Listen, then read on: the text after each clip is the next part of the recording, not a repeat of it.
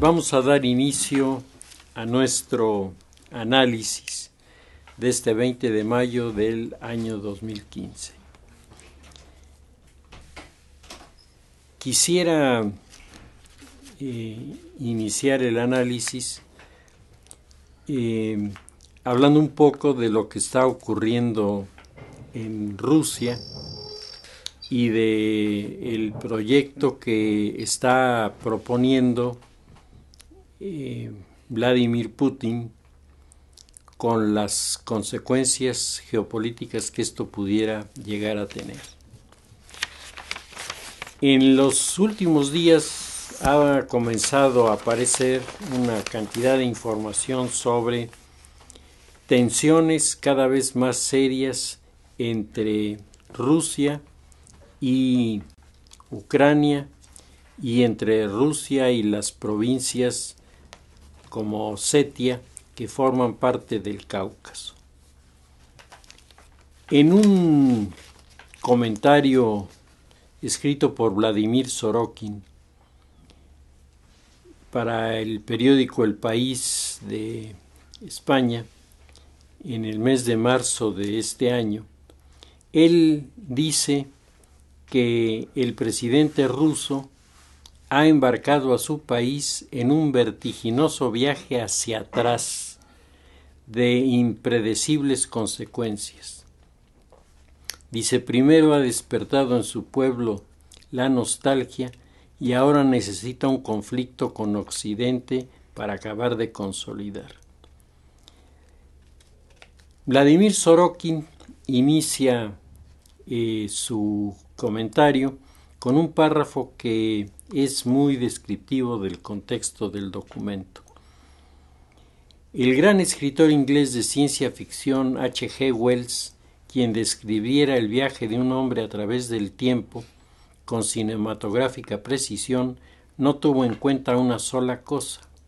la influencia de ese extraordinario viaje en la psique del viajero. El hombre, como es sabido, es un ser en el tiempo. Intenten separarme de mi época y se romperán el cuello, escribió en los años estalinistas el poeta Osip Mandelstam. Tan solo la implacable máquina del Gulag logró separarlo de su época. ¿A qué se refiere este texto? El texto se refiere a lo que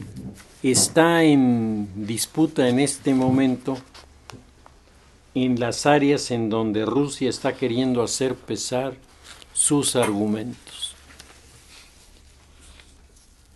¿Hacia dónde va el proyecto de Vladimir Putin? ¿A intentar reconstruir la Unión Soviética? Algunos dicen, ha retornado la KGB, y al retornar la KGB tenemos la garantía de que vamos a ver un experimento más de encuadre del mundo europeo en el esquema del estalinismo en los principios de la Segunda Guerra Mundial. Sin embargo, con un análisis más frío, con mayor objetividad, lo que podemos decir es que Vladimir Putin está entusiasmando a su sociedad con un retorno a los viejos modelos del imperio zarista. No está queriendo ser el sucesor de Gorbachov y de Brezhnev y de todos los dirigentes del complejo de la Unión Soviética, sino está tratando de ser el sucesor de Nicolás II y está planteando algunas ideas que resultan particularmente interesantes porque en cierta forma se está produciendo, por lo menos desde mi punto de vista, una especie de mezcla de una cosa y otra en la que predomina hasta el momento el modelo de los zares con todas sus consecuencias. Putin tiene una visión de la política que está atravesada, tiene el soporte, está proyectada en la visión de la geopolítica. Y entonces, si revisamos los textos de geopolítica rusos, lo primero que nos encontramos es el número tan escaso de rusos que incursionaron en la geopolítica. A diferencia de Alemania,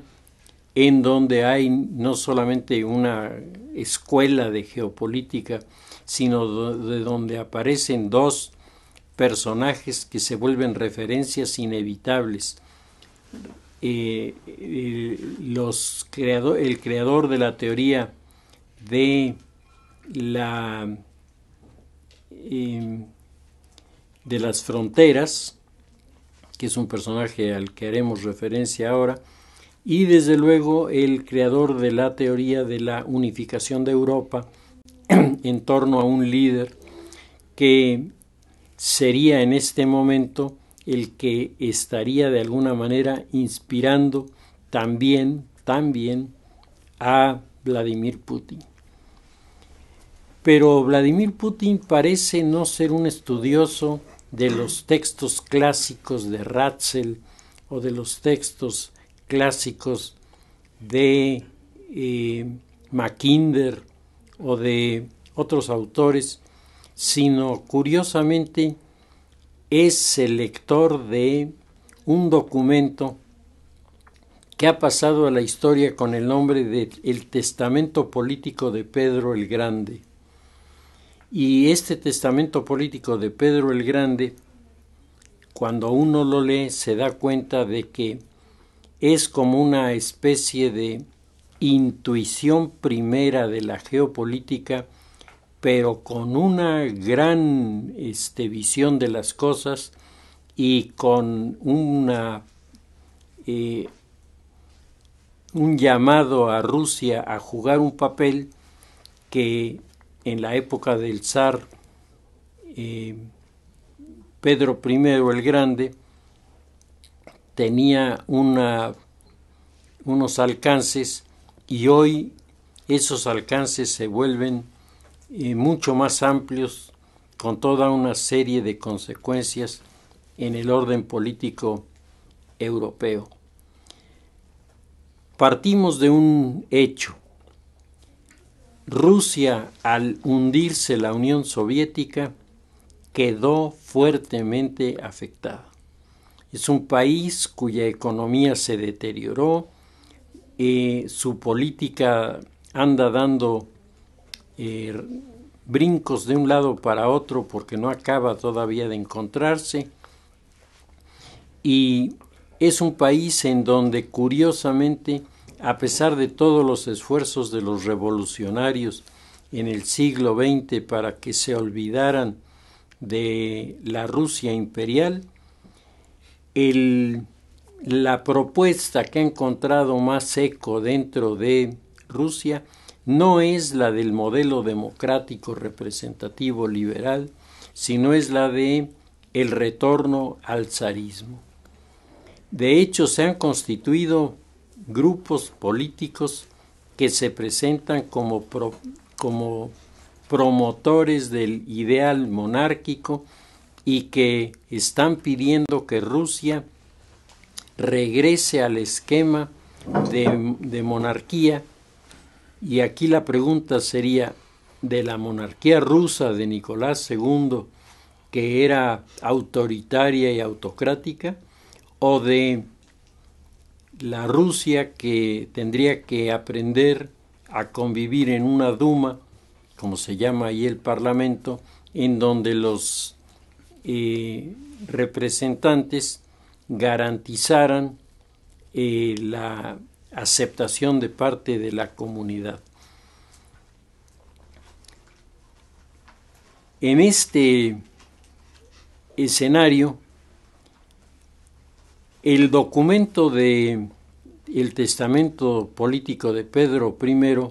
señala que Rusia debe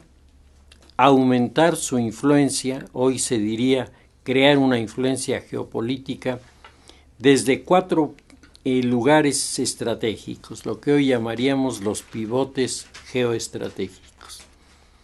Primero, y es muy importante esto, muy interesante además por la época en la que se planteó, el mar glaciar ártico. Este es el primer punto en el que se tiene que apoyar Rusia hoy.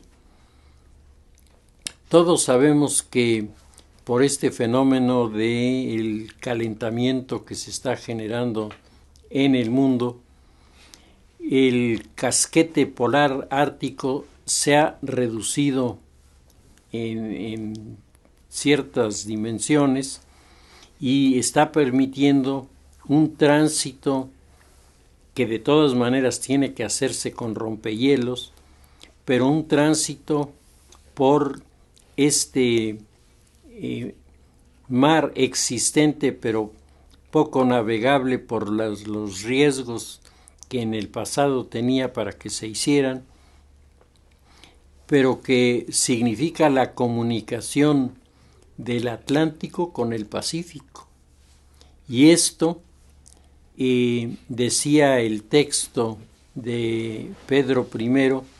del estrecho de Kara al estrecho que abre la puerta al otro océano, hoy se llama estrecho de Bering, es el alcance de esta ruta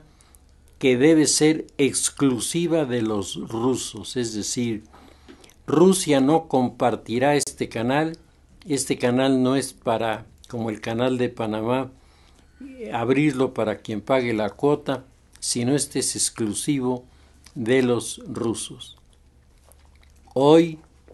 esta propuesta de Pedro I está provocando una reacción increíblemente dura de Canadá.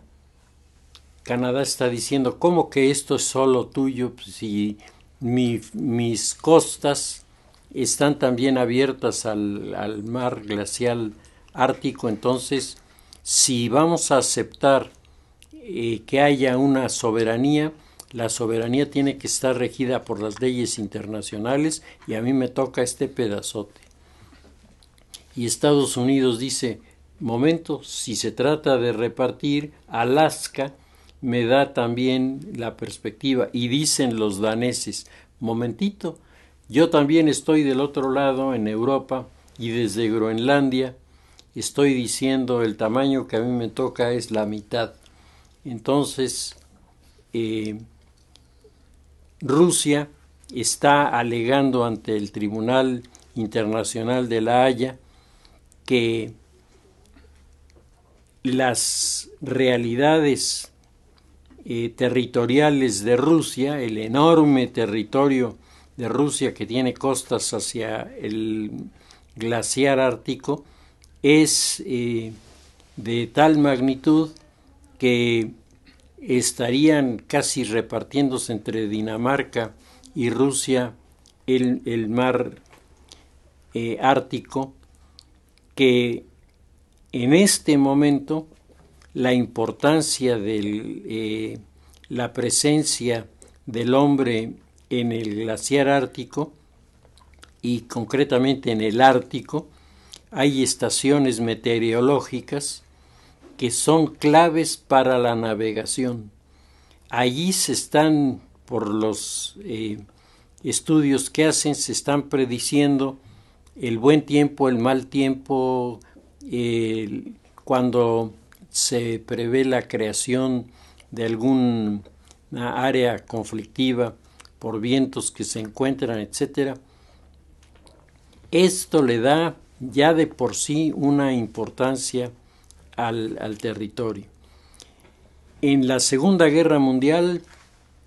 los ingleses y los alemanes se dieron de balazos en el Ártico por esto, para ver quién ganaba la carrera que llamaban de las ondas, que era la carrera para establecer una estación de radio que estuviera enviando los datos sobre las apreciaciones meteorológicas que ayudaran a tomar decisiones en esa época en el orden militar. El segundo punto de apoyo es el mar de Azov. El mar de Azov es un mar pequeñito formado entre la península de la Crimea y la costa europea del Mar Negro. En la época de el zar de Pedro I, evidentemente no se tenía la constitución de estados que hoy está ahí presente, pero hoy el mar de Azov se proyecta en su influencia sobre Georgia, Azerbaiyán y Armenia. Hablábamos de Armenia la vez anterior, pues Armenia está visualizado como área de presencia dominante de Rusia desde la época de Pedro I. Después está el Mar Negro. El Mar Negro que permite a los rusos el control de la península de la Crimea, pero que tiene desde la época de Pedro I un conflicto y una tensión que no se han podido resolver, y es el paso del Mar Negro al Mediterráneo que se hace a través de los estrechos de los Dardanelos, que están bajo control de los turcos, y los turcos no quieren aceptar la propuesta hecha durante mucho tiempo por Rusia de que lleguen a un acuerdo en el que los barcos rusos y los barcos de los rumanos y de los búlgaros, que son los otros dos que ocupan esta salida hacia el Mediterráneo, puedan todos pasar sin revisiones, sin pagar aranceles, y que a cambio los búlgaros, los rumanos y los rusos estarían dispuestos a no cobrar aranceles a los turcos que vendieran sus productos en los puertos del interior del Mar Negro. Los turcos se han hecho los que Alá les habla y llegan a la conclusión de que mejor controlan ellos los Dardanelos que ponerse a descubrir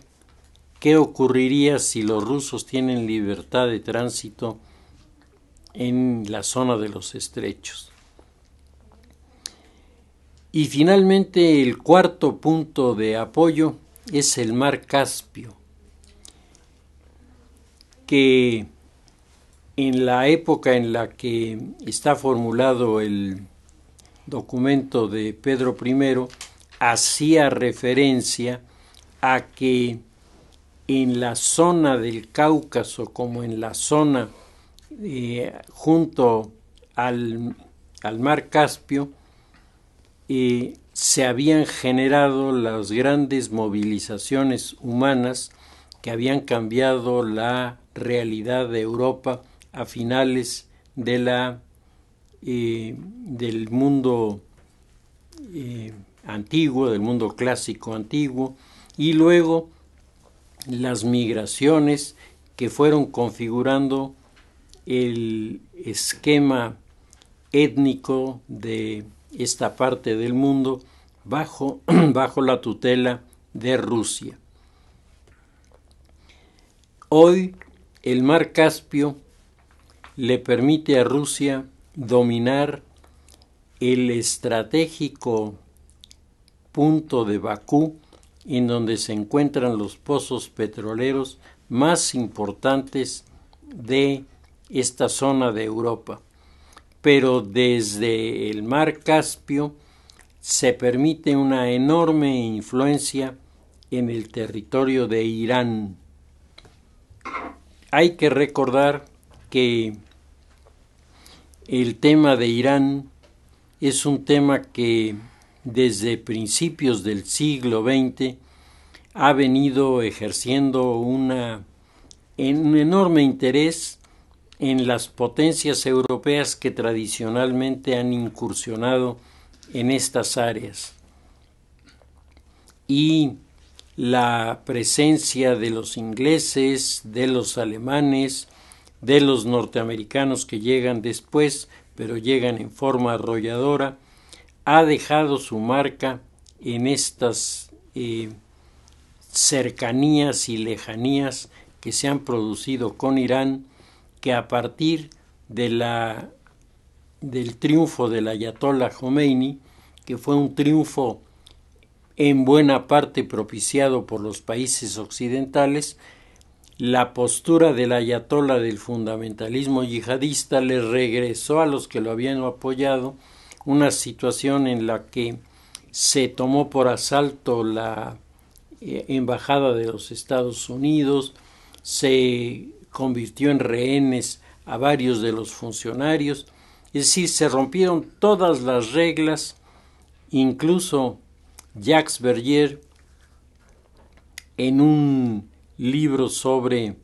las posibilidades de una tercera guerra mundial,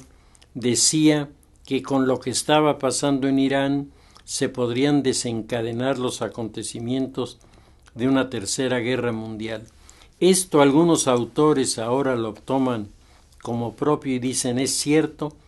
nada más que esta tercera guerra mundial, aunque está operando, no tiene los escenarios espectaculares que tuvieron las guerras de principios del siglo XX.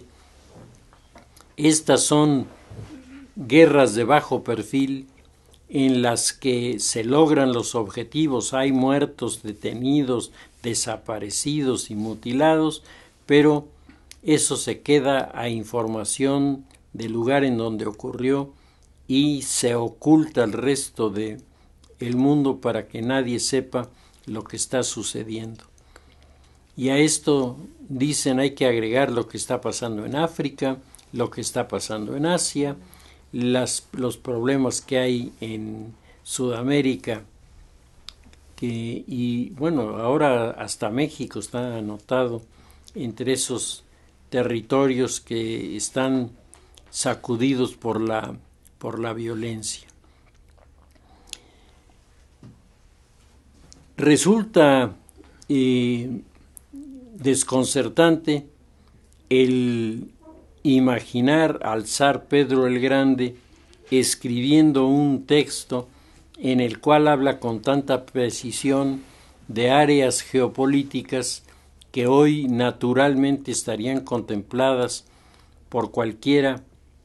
de los conocedores del tema por su importancia como lugares específicos, como pivotes, pero también como áreas regionales de influencia geopolítica, que es la tendencia dominante en este momento, en el que los grandes teóricos de la geopolítica norteamericanos, entre ellos Zbigniew Brzezinski, está convencido de que en el futuro quien va a dominar la geopolítica no van a ser los países, sino van a ser las ciudades. Y las ciudades globales son las que comienzan a asumir un rol significativo. Putin no se mete en muchos de estas especulaciones y de estas visiones.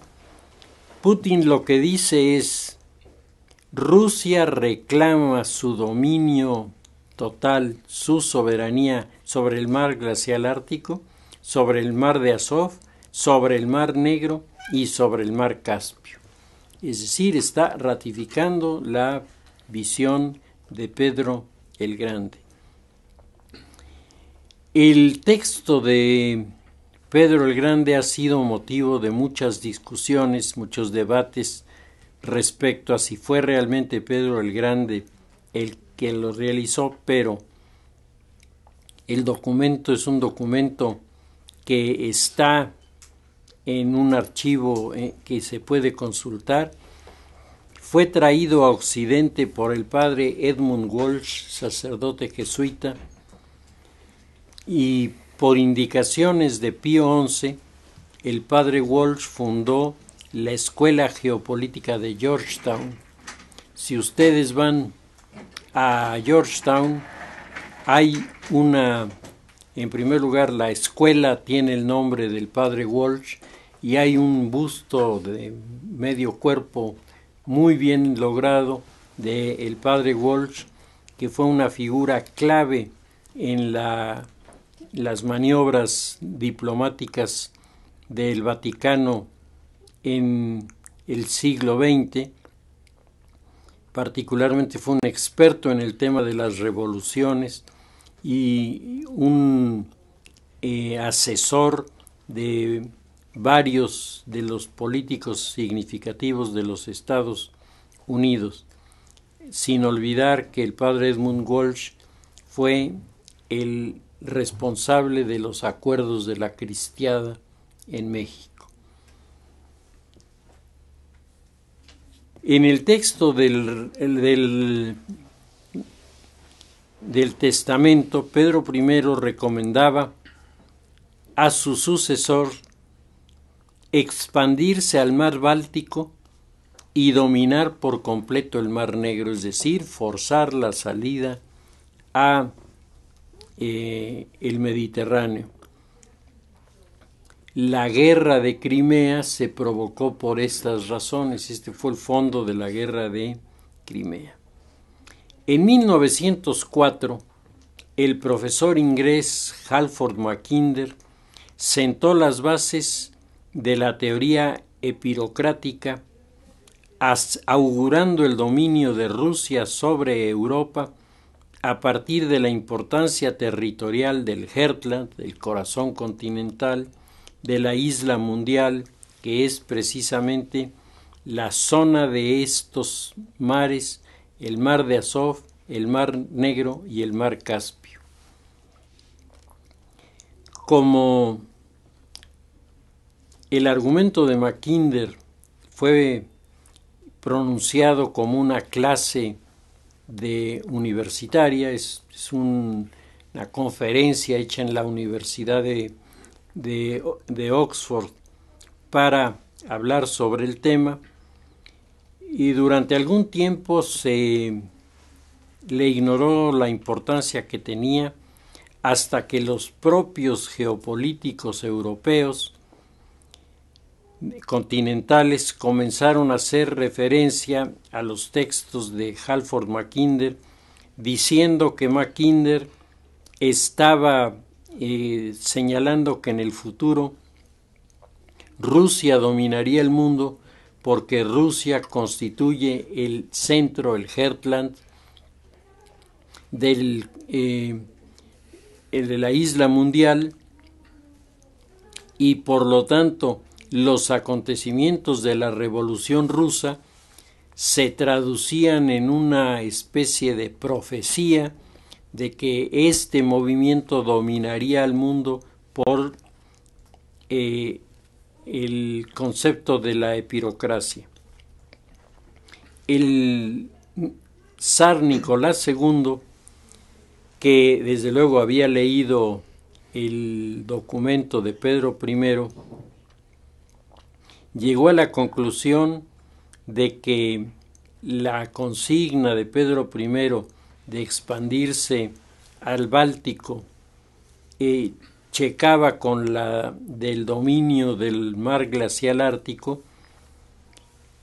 con la construcción del ferrocarril transiberiano. y entonces el zar Nicolás II se mete en la construcción del ferrocarril transiberiano, y este ferrocarril transiberiano une la ciudad de San Petersburgo con la ciudad de Vladivostok, el Báltico y el Pacífico, el ferrocarril más largo en el mundo que todavía funciona y que provocó, entre otras cosas, la crisis de la economía rusa que está detrás del alzamiento social que derivó en la Revolución Rusa. El Transiberiano fue construido con la idea un poco simplista simplemente de unir los dos extremos, pero los geopolíticos europeos y norteamericanos, particularmente los norteamericanos, dicen que el Transiberiano pretendía moverse en la frontera entre el Heartland y Arabistán, es decir, la zona dominada por el mundo árabe. El proyecto de Pedro I fue manejado con una visión más abierta y de mayor alcance por Nikita Khrushchev, quien puso en las maniobras de Cuba y el muro de Berlín la intención de darle más amplitud a este pensamiento. Cuando termina la Segunda Guerra Mundial, la Guerra Fría vio nacer y fracasar la geopolítica rusa en Berlín y en Cuba. A pesar del impactante resultado de la comisión de la reunión tricontinental de La Habana, en donde la teoría de Karl Haushofer de la unificación del mundo bajo tres potencias, aquí sería la alianza con el mundo de la isla mundial, con la alianza de los territorios de las áreas coloniales del África y con la alianza con los antiguos territorios colonizados por Europa en la zona asiática. De hecho, la reunión tricontinental fue como una especie de concentración de rebeldías que venían a leer su memorial de agravios de todo lo que habían hecho las potencias europeas con ellos y que no los había dejado crecer ni alcanzar su plenitud. En 1989 se desploma la Unión Soviética por el fenómeno de implosión y con el fin de la guerra ideológica se produce el desmantelamiento del bloque soviético. A partir de esta circunstancia, dicen los geopolíticos, comienza a dibujarse el nuevo mapa geopolítico del mundo. Y todos estábamos suponiendo que el nuevo mapa ideológico geopolítico del mundo sería un mapa decidido por las naciones vencedoras y excluida Rusia sin posibilidad de opinión. Si se lee el texto de Zbigniew Brzezinski sobre la caída de Rusia, Brzezinski es incluso, pudiéramos decir, cruel en sus opiniones, diciendo que Rusia había alcanzado este estatus de poder a base de la violencia y ahora tendría que aprender a soportar la violencia para entender lo que habían vivido sus vecinos. Pues el escenario se ha visto modificado por la aparición de este personaje que no era un personaje secundario porque era el jefe de la KGB, pero tampoco era la figura dominante del Politburó. No tenía la presencia de Gorbachov, no tenía la presencia de las figuras de Boris Yeltsin, que en un momento dado dio la impresión de querer captar la atención de la ciudadanía rusa para convencerlos de las ventajas de la democracia. Pero Boris Yeltsin jugó, como todos los jefes de inteligencia, en grupos tan bien logrados y tan bien conjuntados como la KGB, logró tener con ellos y a través de ellos una presencia y una interlocución con sus pares en el mundo occidental, con los servicios de inteligencia ingleses, norteamericanos, franceses, y esto hizo que él estuviera apercibido de muchos de los fenómenos que se iban a producir en el mundo y que iban a causar la caída de Rusia, y luego se quedó con la información de quién es quién en Rusia.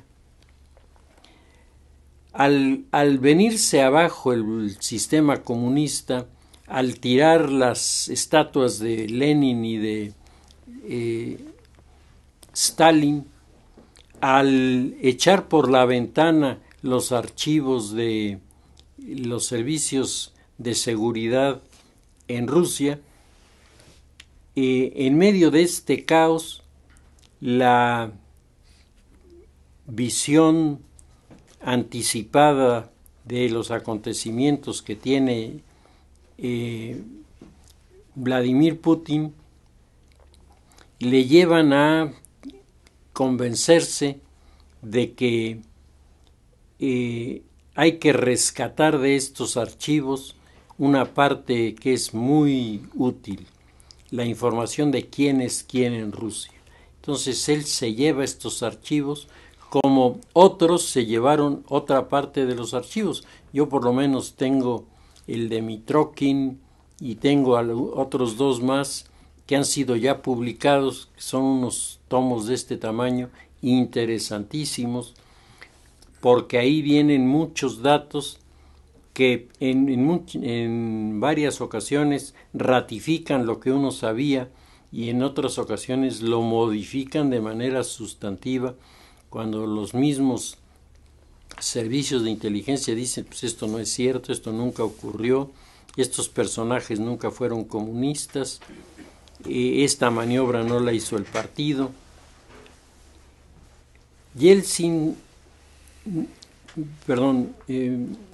Putin no se interesa por el anecdotario. Putin se interesa por los datos estratégicos. Y entonces comienza a amarrar hilitos allá adentro y comienza a hacer alianzas. Y comienza a hacer alianzas con la mafia rusa.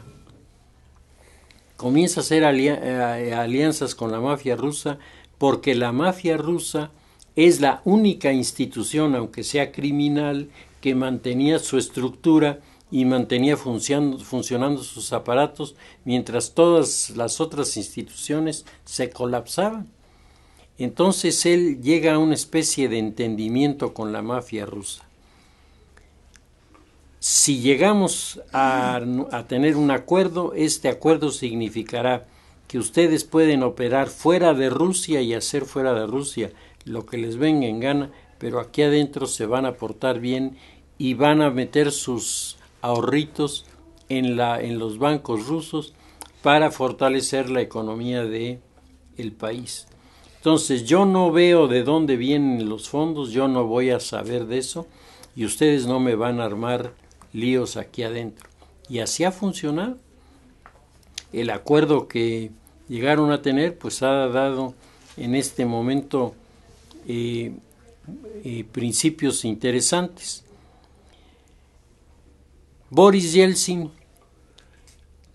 presentó ante la sociedad rusa una imagen que resultó al final de cuentas como muy posible de generalizarse. Presentó la imagen de un funcionario del Partido Comunista que era creyente. Ustedes recuerdan que estaba en pleno debate del Parlamento ruso, de la Duma rusa, qué cosa iba a pasar con Gorbachov, cuando Boris Yeltsin llevó a representantes de la Iglesia Ortodoxa a la Duma, y Boris Yeltsin fue a una misa del rito ortodoxo, con lo que el modelo de antirreligiosidad que había tenido Rusia se resquebrajó. Putin, muy observador, ha hecho, así como hizo alianza con la mafia rusa, hace alianza con la Iglesia Ortodoxa. Y entonces la Iglesia Ortodoxa ha crecido de manera espectacular en Rusia. Por eso ha despertado la nostalgia, porque Rusia, la Iglesia rusa, habla de que Rusia tiene un papel mesiánico que cumplir en el mundo. Es la Santa Rusia. Rusia es el sustituto de Roma, que es la prostituta de Babilonia, que usurpa la dirección del cristianismo, que reside en Rusia, y desde Rusia debe dirigir el mundo. Y Putin se ha metido en esta corriente, se ha puesto los ornamentos, por decirlo así, de la Iglesia Ortodoxa, y las cosas en este sentido para Putin van navegando de manera excepcional. No ha desencadenado Putin una persecución política de sus adversarios,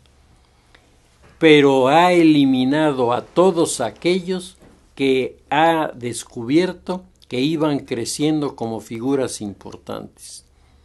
No se ha tentado el alma para envenenarlos. Hay varios de los funcionarios del gobierno que estaban tratando de crear un movimiento contra Putin, ya desaparecieron, y entonces Putin está intentando incorporarse al escenario de la geopolítica mundial. En este escenario de la geopolítica mundial estamos percibiendo que la Comunidad Europea, que es un modelo de unidad inspirado en la teoría geopolítica, la Comunidad Europea está promoviendo el desarrollo del mundo en 4 etapas. La etapa de la internalización, la segunda etapa es la transnacionalización, la tercera etapa es la mundialización, y la etapa última será la de la geopolitización. Estamos en la transnacionalización, y el objetivo de estas etapas, que en el orden práctico, es la generación de la prosperidad que no lleve a establecer dependencias. La Comunidad Europea es ahora testigo de los efectos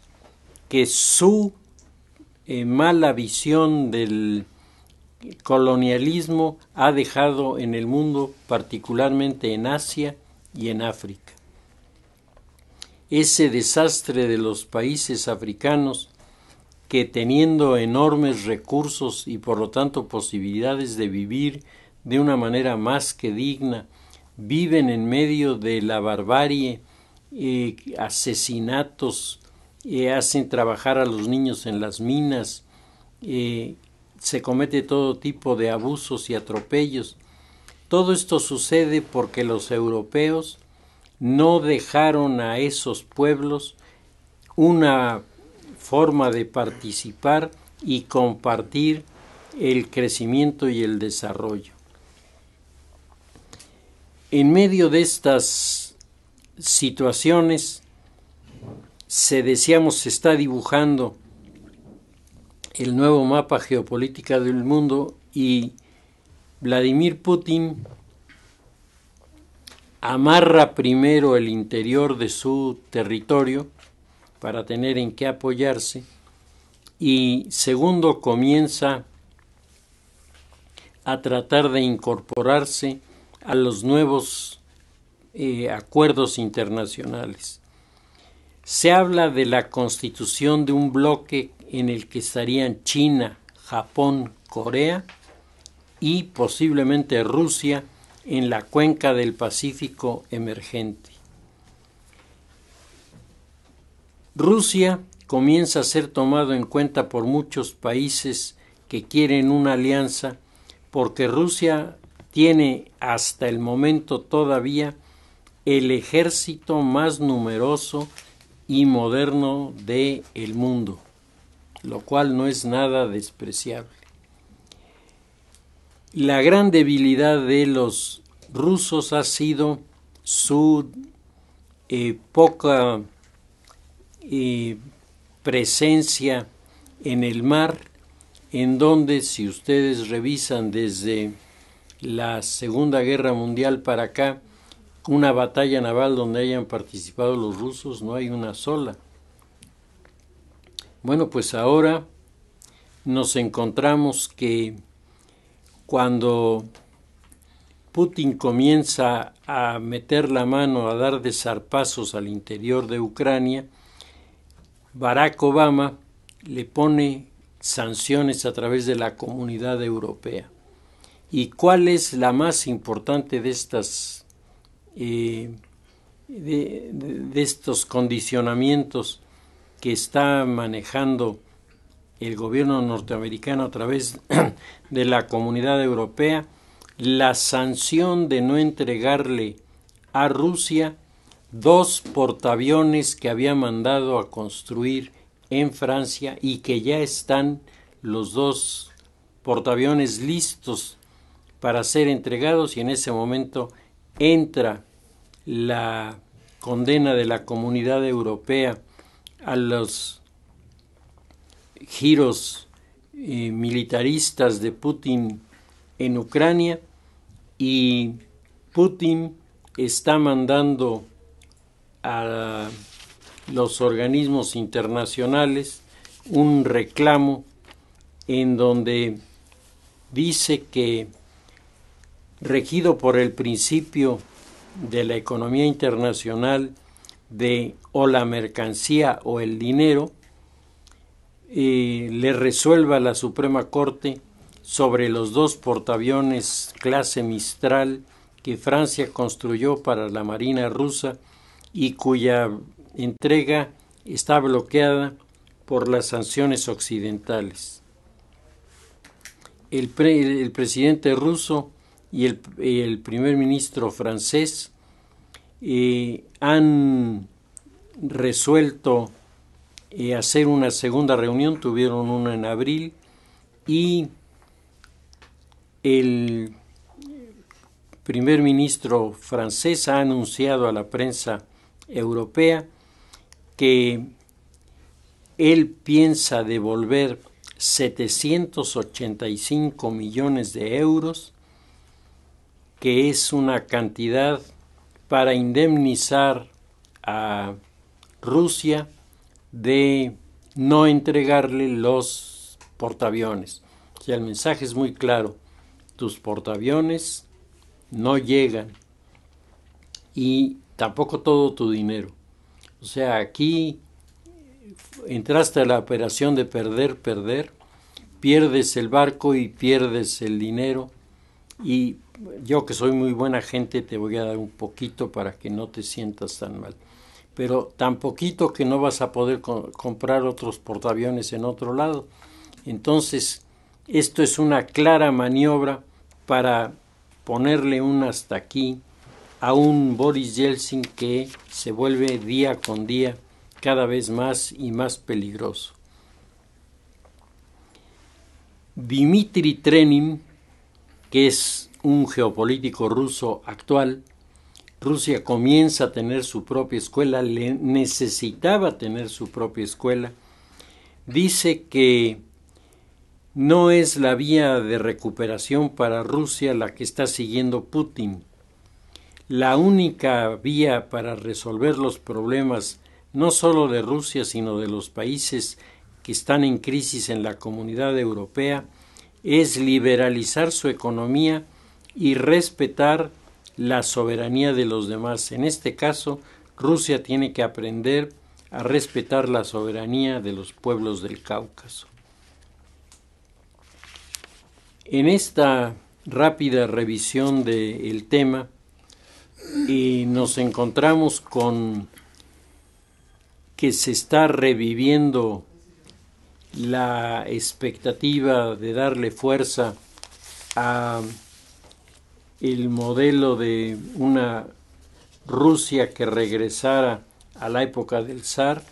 Por lo pronto la bandera de Rusia ya es la bandera del zar. Eso ya es un avance. Hay grupos nostálgicos que están pidiendo que se borde el águila bicéfala en la bandera como escudo, para que no haya la tentación de ponerle encima la hoz y el martillo. Y Putin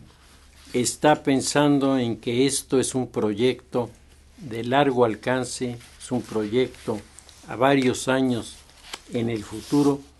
que si ahora encuentra esta resistencia,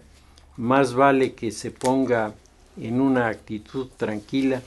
antes que desencadenar una represalia que le sentaría muy mal a Rusia. El mundo entero da de gritos por lo que está sucediendo, y algunos, sobre todo los más pesimistas, comienzan a augurarnos que la guerra está próxima, que la Tercera Guerra Mundial la va a desencadenar Rusia, y que en esta guerra mundial muchos se van a aliar con Rusia en Europa para tratar de formar con él una especie de federación o confederación al estilo de la Unión Soviética, pero con el espíritu de el zarismo, para que Rusia vuelva a aparecer como una de las grandes potencias a nivel mundial. Habrá que ver cómo se desenvuelven los acontecimientos, pero creo que la visión demasiado pesimista de algunos tiene que ser contrastada con los hechos mismos de la realidad, que no le son totalmente favorables a Putin en muchas de las cosas que propone. En fin, sobre este punto hablaremos en alguna otra ocasión, pero sin duda en este momento está apareciendo delante de nosotros un personaje que, al estilo de Hitler, se está acomodando para quedar como la primera potencia de Europa. ¿Y ustedes piensan que Putin, si llega a ser la primera potencia de Europa, se va a quedar allí? A mí me parece que tenemos elementos para suponer que tiene otras ambiciones y otra visión sobre el papel y la influencia de Rusia en el mundo de la posmodernidad. Si les parece, dejamos nuestro tema allí y seguiremos en la próxima ocasión.